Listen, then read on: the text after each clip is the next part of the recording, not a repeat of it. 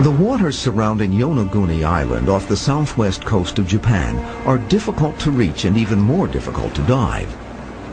But the sapphire blue salt water of the East China Sea holds a bounty of natural wonders for those who come here. This undersea world has rarely been seen by people outside the tiny Japanese diving community that claims this part of the ocean for their own.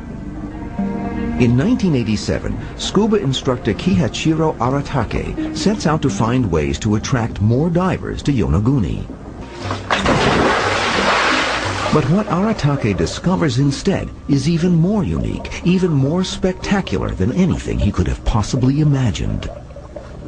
When I first saw it, I had goosebumps and felt strange, wondering why something like this exists underwater.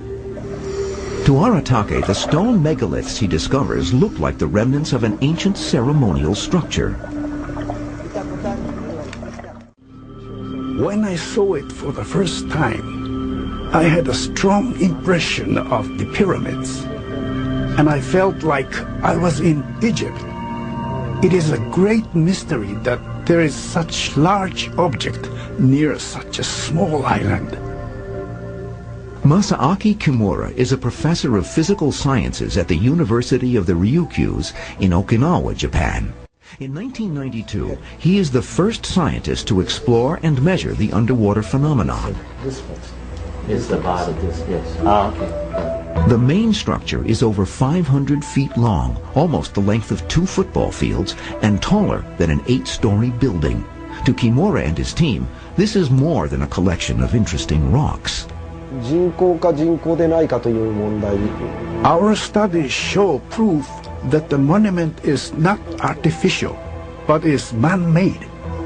But Kimura's studies, published in Japanese and circulated only within his own academic community, fail to reach the West. Photographs are circulated on the World Wide Web, where they attract the attention of Western divers. Their photos are seen by Boston University geologist Dr. Robert Schoch, who has done pioneering work on the dating of the Sphinx in Egypt. I hear a lot of, should we say, rumors, and people tell me things about stupendous finds that turn out not to be true, etc., etc. So I just dismissed it as one more thing like that. When I first heard about it, then I saw photographs of it, and the photographs really looked fascinating. The photographs of the monument also impress Graham Hancock, a former correspondent for The Economist and author of a series of books on Earth's oldest known structures. Hancock immediately takes a crash course in scuba diving so he can see the monument for himself. My first impressions when I first saw the main underwater structure at Yonaguni were of complete awe. To see very clean, almost right-angled, sharp edges, to see every appearance of design and organization in a large stone structure underwater raised in me a tremendous sense of excitement and mystery. The closest parallel, I would say, is the kind of feeling that I get when I walk into a great cathedral or into the Great Pyramid of Egypt. Since 1997, Hancock has made more than 150 dives at Yonaguni, discovering more than just a single stone monument. We have specific, distinct structures with extremely puzzling, anomalous features that I believe cannot be explained by nature, found spread out along 5 kilometers of the southern coast of Yonaguni. And since they're all submerged, it suggests to me that they were all made at roughly the same time.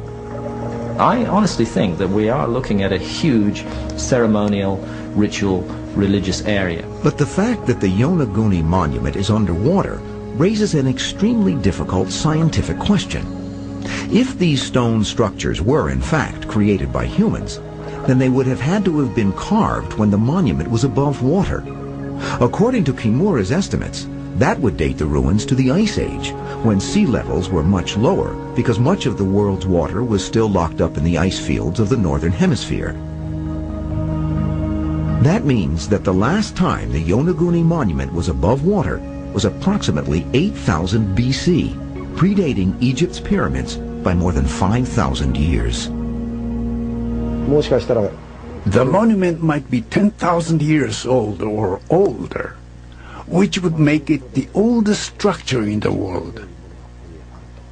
But dating the Yonaguni monument to the Ice Age flies in the face of the timeline currently accepted by mainstream archaeologists. Large-scale man-made constructions of this nature require a level of organization and planning in society which historians presently are unprepared to accept could possibly have existed 10,000 years ago. And therefore proof that these structures are man-made, and indeed if we can get to it that they may be 10,000 years old, is by definition going to force a revision of history. According to experts, around 8000 BC, we were primarily hunter-gatherers, nomadic, unorganized clans who had only the most rudimentary stone tools. Certainly not the kind of society capable of creating the Yonaguni monument. The general scenario for the rise of what we would call civilization or sophisticated civilization is that it begins in Mesopotamia and Egypt around 3000 BC. John Anthony West has written a number of books about the monuments of early humans. And West, like Hancock, believes that there is ample evidence throughout the Earth that a sophisticated Ice Age civilization could have existed, a civilization described for millennia in the oral histories of many cultures.